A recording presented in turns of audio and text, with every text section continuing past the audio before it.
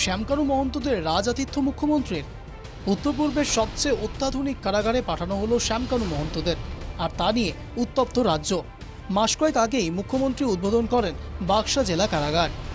কারাগার নির্মাণে ব্যয় হয় ৭২ কোটি ৮০ লক্ষ টাকা। এই কারাগার কার্যত একটি রাজপ্রাসাদ। কি কি সুবিধা রয়েছে বাক্সা জেলা কারাগারে? চিৰাং এখন পূৰ্ণ পৰ্যায়ৰ জিলা হোৱাৰ পিছতো আমি ইয়াত বহু দিনলৈ জেল বা কাৰাগাৰ নিৰ্মাণ কৰিব পৰা নাছিলোঁ। ৰাজ্য চৰকাৰে ৭২.৮০ কোটি টকা খৰচ কৰি আজি এখন সুন্দৰ জেল নিৰ্মাণ কৰি উলিয়াইছে। ইয়াত ৫০০তকৈও অধিক কাৰাবন্দী থাকিব পাৰিব।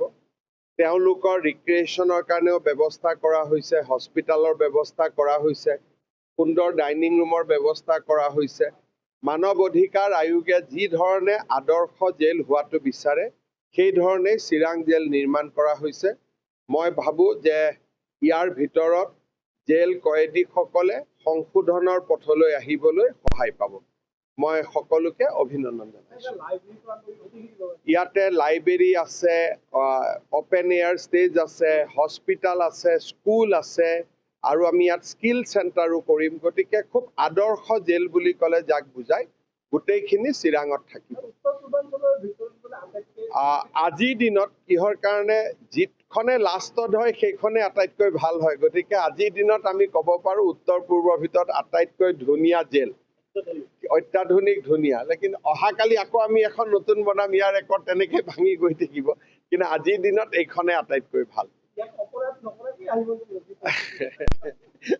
আহিব নালাগে, আৰু ইয়াত যিমান পাৰে কয়েদী কম থাকক সেইটোৱে মোৰ আশা, যাতে বেছি থাকিব নালাগে।